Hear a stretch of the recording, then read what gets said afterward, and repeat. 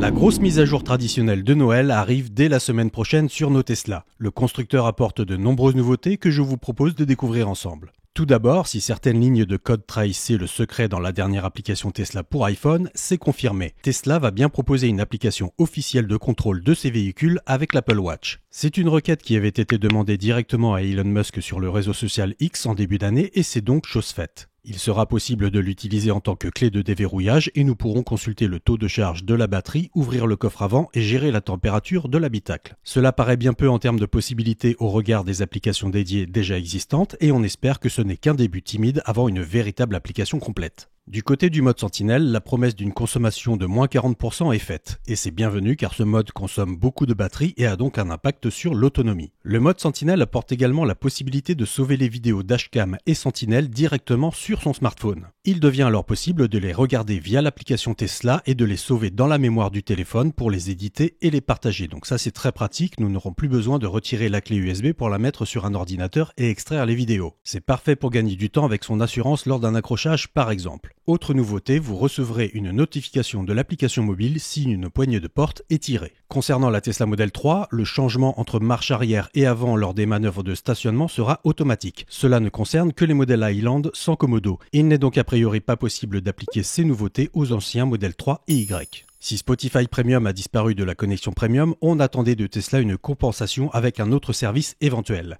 Il n'en sera rien. Une nouvelle plateforme de streaming, SiriusXM, fait son apparition sous forme d'application. Je ne pense pas qu'elle sera pour autant déployée en Europe. Pour ce lancement, la plateforme offre un mois d'abonnement gratuit. Et de notre côté, toujours rien concernant une application Deezer, c'est frustrant. Notons que la connexion premium devient de moins en moins intéressante, Tesla ayant décidé de proposer le trafic info sur l'itinéraire de navigation sans devoir souscrire à l'abonnement premium. Et en parlant de navigation, Tesla propose désormais la possibilité de définir le taux de pourcentage lorsque vous arrivez à destination. Et ça, c'est plutôt une belle avancée. En effet, sur de longs trajets, le calculateur pouvait vous faire arriver à destination avec par exemple 10% de charge. Le problème, c'est qu'il fallait anticiper une charge supplémentaire afin de ne pas tomber sur cette situation. En effet, s'il n'y a pas possibilité de charger sa voiture sur place, cela peut poser problème selon votre organisation. Toujours côté navigation, les résultats de recherche sont désormais filtrés pour afficher les options le long de votre itinéraire et les temps de détour estimés en cas de halte à proximité. Par exemple, si vous souhaitez faire une pause et boire un café dans une enseigne connue, le planificateur vous indiquera le temps de détour avec tous les résultats trouvés à proximité de votre parcours. Concernant les infos météo, Tesla va encore plus loin en proposant une carte des précipitations et la météo à votre destination. En effet, pour le moment, il s'agit d'une prévision météo de votre position actuelle. Au niveau de la sécurité de conduite, votre Tesla proposera désormais une alerte en marche arrière. En clair, votre véhicule vous avertit désormais s'il détecte un piéton ou un véhicule traversant derrière vous. Cela existe déjà chez d'autres constructeurs et c'est une option bienvenue en termes de sécurité routière. Si la Tesla détecte un obstacle tel qu'un poteau, elle vous avertira également.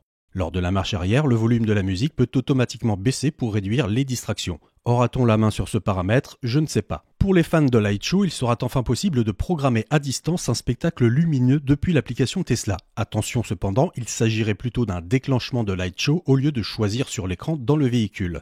Créer un Light Show personnel ne semble pas de la partie, malheureusement. Non indispensable, le coussin péteur sera en mesure de déclencher des P aléatoirement par détection d'assises dans la voiture. Plus utile en revanche, l'interface tactile du tableau de bord reçoit des nouveautés. Il va enfin être possible de régler le siège passager à partir des commandes tactiles de l'écran. Vous pourrez par ailleurs désormais afficher et suivre les éléments d'entretien depuis l'écran tactile de votre véhicule. Notons également d'autres améliorations telles que la possibilité de trouver un parking à proximité de votre destination ou de tout point d'intérêt sélectionné. Point intéressant également, lorsque vous vous rendez à un superchargeur, à votre arrivée, vous serez averti sur l'écran tactile de toutes les stations actuellement hors service, ce qui fait gagner un temps précieux au lieu de se garer et constater qu'il faut changer de borne. Il y a également des mises à jour spécifiques au Cybertruck, mais ce véhicule n'étant pas disponible en Europe, je ne m'y attarderai pas. De même, un nouveau jeu fait son apparition, passons. Alors cette mise à jour de Noël me laisse perplexe. Tesla n'apporte pas une grosse nouveauté, mais plein de petites améliorations. J'aurais vraiment souhaité quelque chose avec un effet waouh.